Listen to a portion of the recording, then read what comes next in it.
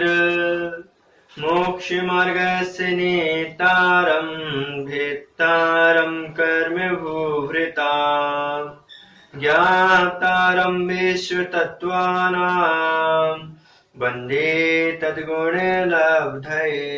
पंच परमेष्ठी भगवान की जय। दूसरे अध्याय को हम पढ़ रहे हैं जिसमें जीव तत्व के बारे में आचार्य श्री ने बताया है। लास्ट क्लास में हमने पांचों इंद्रियों के विषय को पढ़ा था। एक इंद्रिय का विषय है वनस्पति आदि, पांच जो स्थावर हैं वह एक इंद्रिय के विषय हैं। उसके बाद क्रम से आचार्य श्री ने कृमि पिपीली का जो सूत्र कहा था वहां पर 2 इंद्रिय, 3 इंद्रिय, 4 इंद्रिय और 5 इंद्रिय के विषय को बताया था। उसके बाद आचार्य जी ने कहा संगीना सामनस्क, अर्थात जो संसारी जीव के 2 भेद हैं, सामनस्क और आमनस्क। उसमें कहा कि संगीना सामनस्क, जो जीव संगी है वह मन के साथ होता है, अथवा मन के साथ जो जीव होता है उसको संगी कहते हैं। और वह जीव हित और अहित का विचार कर सकता है जो जीव संगी होता है। अतः जब आचार्य श्री ने इस प्रकार का जीव के बारे में, जो संगी जीव उसके बारे में प्रतिपादन किया, तब शिष्य के अंदर जिज्ञासा हुई। उसने कहा कि महाराज श्री, जो संगी जीव है उसको हित और अहित का विचार होता है, ये तो हमने मान लिया, लेकिन महाराज श्री जब जीव विग्रह गति में होता है, अर्थात कहीं से मरण करने के बाद दूसरी गति में, दूसरी अवस्था को प्राप्त होता है, तब उस समय उसका कोई शरीर नहीं होता, तो उसके अंदर हित और अहित कहने की जो क्षमता है, जो विशेषता, वह कहां से आती है? अर्थात वह जीव विग्रह गति में हित और अहित को कैसे जानता है? इस जिज्ञासा के समाधान में आचार्य श्री ने आगे यह 25वां नंबर सूत्र का है, उसको हम देखते हैं। आज देखिए समाधान। इस क्लास में हम जीव और पुद्गल के गमन का क्रम समझेंगे, कैसे उनका क्रम होता है, कैसे वे गमन करते हैं, और मुक्त जीव की क्या गति होती है उसको हम समझेंगे। अभी देखिए हम उस जिज्ञासा का समाधान देखते हैं। सूत्र क्रमांक 25। सूत्र विग्रह गतौ कर्म योगा। पुनः पढ़ते हैं विग्रह गतौ कर्म योगा। विग्रह गतौ, विग्रह गति में कर्म योगा, कर्म योग होता है। यहाँ पर विग्रह गतौ में सप्तमी विभक्ति लगी है, इस कारण से हमने ग्रहण किया विग्रह गतौ, विग्रह गति में कर्म योगा, कर्म योग होता है, अर्थात विग्रह गति में जीव का कर्मण कर्म योग होता है। इस प्रकार से तो आइए हम इसको पहले समझते हैं सूत्रार्थ को। विग्रह गति में कर्मण काय योग होता है, अर्थात जो विग्रह गति है, विग्रह गति क्या है? एक स्थान से जब जीव मरण करके दूसरे स्थान पे जन्म लेने के लिए जाता है, तो जो बीच का उसका ट्रेवल रहता है, जो बीच का स्थान रहता है, उसको कहते हैं विग्रह गति। विग्रह गति अर्थात इसको हम एक उदाहरण से समझते हैं। देखिए जैसे किसी जीव ने जबलपुर से मरण किया और उस जीव को भोपाल में जन्म लेना है, तो यहाँ से मरण होने के बाद जब जीव भोपाल में जा रहा है, तो इतने बीच का जो स्थान है, इतना वहां पहुंचा नहीं है भोपाल तक, जबलपुर से निकलने के बाद वह भोपाल नहीं पहुंचा है। जो बीच का स्थान रहता है, जो बीच का ट्रेवल रहता है, उसको हम कहते हैं विग्रह गति। अर्थात जीव के मरण होने के पश्चात जब तक जीव अन्य दूसरे जन्म को प्राप्त नहीं कर लेता, दूसरे शरीर को प्राप्त नहीं कर लेता, तब तक उस जीव के मध्य के गति को, मध्य के काल को क्या कहते हैं? विग्रह गति कहते हैं। जो बीच का उसका समय बचा, जो बीच का उसका ट्रेवलिंग करना है, वह क्या है? विग्रह गति। विग्रह शब्द का अर्थ क्या होता है? विग्रह, विग्रह अर्थात मोड़े के साथ होता है।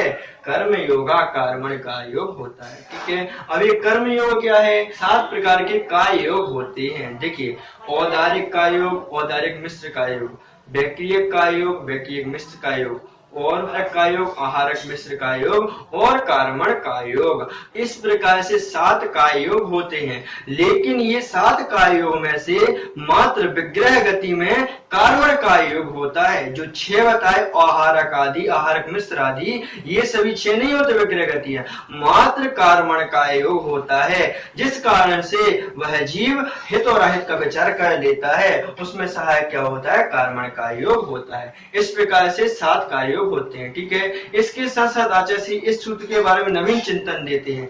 वह कहते हैं कि विग्रह गति में रहने वाला जीव जन्म के साथ नहीं होता, क्योंकि अपने शरीर योग परिणाम को ग्रहण करना ही जन्म माना जाता है, अतः शरीर नाम कर्म का वहां पर उदय नहीं है।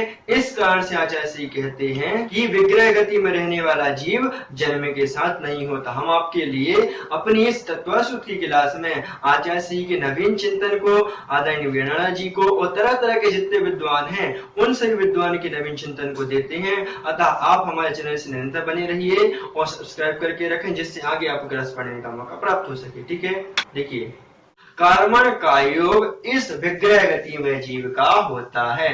अब कर्मण का योग क्या है तो देखते हैं। ज्ञानावरण आदि जो 8 कर्म हैं, इनके समूह को हम कहते हैं कर्मण योग, और इस कर्मण की योग से, इस कर्मण के निमित्त के द्वारा आत्मा में जो परिस्पंदन होता है उसको कर्मण का योग कहते हैं। पुनः से देखिए, जो ज्ञानावरण आदि 8 कर्म हैं इनको कर्मण कहते हैं, और इस कर्मण के निमित्त से आत्मा में जो परिस्पंदन होता है उसको कर्मण का योग कहते हैं, अथवा उसको कर्म योग कहते हैं। आचार्य ने यहाँ पे कर्मण का योग नहीं दिया, कर्म योग नाम दिया है। तो कर्म योग होता है, कब होता है? विग्रह गतो, विग्रह गति में जीव का कर्म योग होता है अथवा कर्मण का योग होता है। ठीक है, विग्रह गति क्या है? एक स्थान से जीव मरण करके जब तक दूसरे शरीर को धारण नहीं कर लेता, जो बीच में जो लटका हुआ है उसको क्या कहेंगे? विग्रह गति। और विग्रह गति का शाब्दिक अर्थ है विग्रह। विग्रह अर्थात मोड़े के साथ, विग्रह का अर्थ ही होता है टेढ़ा, अर्थात मोड़ा रहता है। इस प्रकार से इस सूत्र का अर्थ हो जाया करता है। ठीक है, शिष्य ने प्रश्न जो किया था उसका समाधान भी यहाँ पर हमारे लिए प्राप्त हो जाता है। इस प्रकार से आचार्य ने कहा कि विग्रह गति में जीव का कर्मण का योग होता है। तो लेकिन शिष्य ने पुनः प्रश्न किया कि महाराज श्री, ये तो हम समझ गए, लेकिन जीव जो और पुद्गल है इसका गमन किस क्रम से होता है, अर्थात ये कैसे गमन करते हैं? तब आचार्य श्री इस जिज्ञासा का समाधान करने के लिए आगे सूत्र कहते हैं, उसको हम देखते हैं। आइए, सूत्र क्रमांक 26 वही सब्जेक्ट है, उसी को हम पढ़ते हैं। अनुश्रेणी गति अर्थात जीव और पुद्गलों का गमन आकाश के प्रदेशों की श्रेणी के अनुसार होता है। यहाँ पर ऊपर जो जिज्ञासा की थी उसका यहाँ आगे उत्तर दे दिया। क्या उत्तर दे दिया? जो जीव का और पुद्गल का गमन होता है वह कैसे होता है?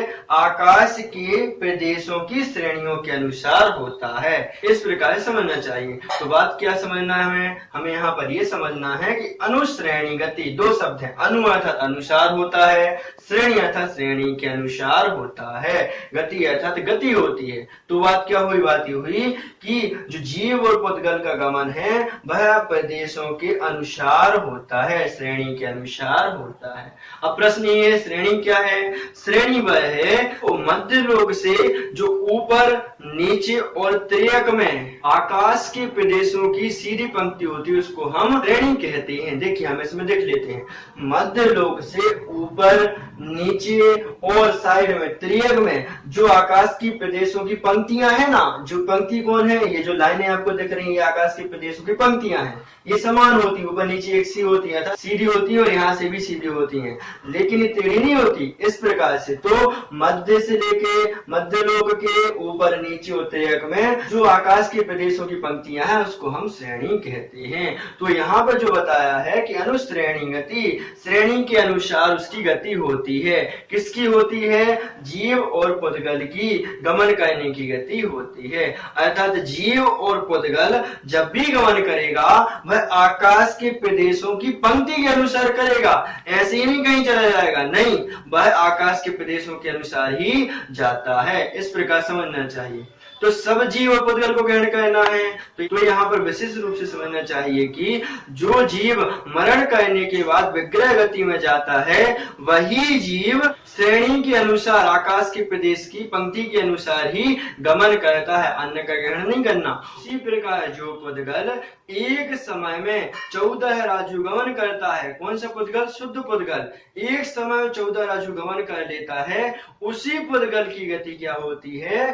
श्रेणी के अनुसार अनुसार गति होती है, अर्थात वही पुद्गल एक समय में श्रेणी के अनुसार गमन करता है, श्रेणी के अनुसार ही जाता है। तो पुद्गल चौदराजू एक समय में गमन करता है और वह शुद्ध पुद्गल होना चाहिए। इस प्रकार से तो दोनों में बता दी, जीव कौन होगा, जो विग्रह गति में रहेगा, और जो पुद्गल की हम विवक्षा बताई है, जो पुद्गल एक समय में चौदराजू गमन कर लेता है, वह दोनों अर्थात जीव और पुद्गल ऐसे दोनों की गति क्या होती है, अनुश्रेणी होती है, अर्थात दोनों पुद्गल आकाश की पंक्ति के अनुसार गमन करते हैं।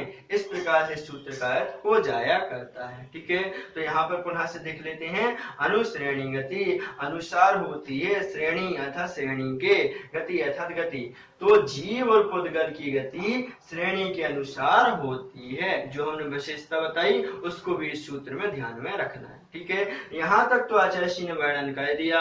शिष्य ने प्रश्न किया, महाराज श्री जीव तो दो प्रकार के हैं, संसारी और मुक्त, तो संसारी जीव की और मुक्त जीव की गति किस प्रकार से होती है? तब आचार्य श्री आगे मुक्त जीव की गति के बारे में चर्चा करते हैं, वो हम आप पढ़ते हैं। देखिए सूत्र के मार्ग 27 मुक्त जीव की गति कैसी होती है उसको देखते हैं। अविग्रहा जीवस्य, पुनः पढ़ते हैं, अविग्रहा जीवस्य, जीवस्य अर्थात जीव की, अविग्रहा विग्रह रहित होती है अर्थात मोड़े रहित होती है गति। किसकी?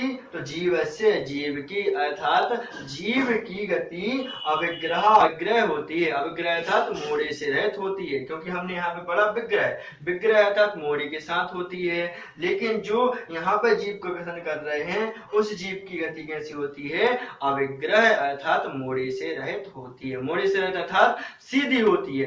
किसकी होती है? किस जीव की गति ऐसी होती है, अथवा किस जीव का ऐसा गमन होता है? तो कह दिया जीव से जीव की। किस जीव की? मुक्त जीव की। मुक्त जीव कैसे ले लिया? इस सूत्र के अर्थात 27वें सूत्र के बाद जो 28वां सूत्र है उसमें संसारी जीव की गति के बारे में बताया है। इस कारण से हमने उसको आधार लेके इस सूत्र में समझ लिया, यहाँ पर मुक्त जीव की गति के बारे में वर्णन किया जा रहा है। तो मुक्त जीव की गति कैसी होती है? अविग्रह अर्थात मोड़े रहित होती है। जीव से जीव की, किस जीव की? मुक्त जीव की गति होती है। इस प्रकार से इस सूत्र का अर्थ हो जाता है कि जो मुक्त जीव है वह जीव मोड़े के साथ गमन नहीं करता, बल्कि उसकी गति तो डायरेक्ट सीधी होती है, विग्रह रहित होती है, अर्थात मोड़े से रहित होती है, सीधी होती है। और विशेष रूप से हम देखते हैं सूत्रार्थ, मुक्त जीव की गति मोड़ रहित अर्थात सीधी होती है। सीधी होगी अर्थात यहाँ पे कोई मुक्त जीव है अर्थात मुक्त होने वाला है, वह यहाँ से सिद्धसला के लिए गमन करेगा तो वह सीधा जाएगा एक समय के लिए, मुक्त जीव। इसलिए हमने यहाँ पे लिखा मुक्त जीव, तो वह जीव एक समय में यहाँ से सिद्धसला विराजमान हो जाया करता है। तो उसकी गति टेढ़ी रहेगी क्या? नहीं, टेढ़ी तो संसारी जीव की होती है, लेकिन जो मुक्त जीव है उसकी गति सीधी होती है। सूत्र का क्या हो गया?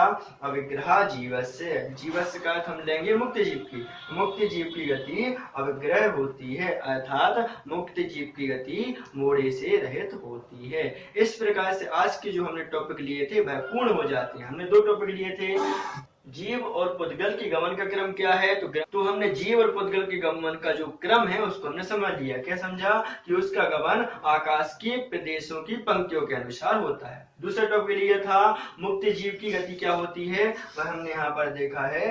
मुक्त जीव की गति क्या होती है? अविग्रह अर्थात मोड़े से रहित होती है। और एक हमने समाधान यहाँ पर पढ़ा है कि हित और अहित का विचार जीव विग्रह गति में कैसे करता है। तो आचार्य ने कह दिया जो 7 कर्म योग होते हैं उसमें से मात्र एक कर्मण का योग होता है अथवा कर्म योग होता है। उस कारण से जीव उस कर्म योग के निमित्त से अथवा कारण का योग के निमित्त से हित और अहित का विचार विग्रह गति में कर लेता है। विग्रह गति अर्थात यहाँ से अन्य स्थान में जब जीव जन्म लेता है तो जीव बीच की गति होती है, उसको हम विग्रह गति कहते हैं।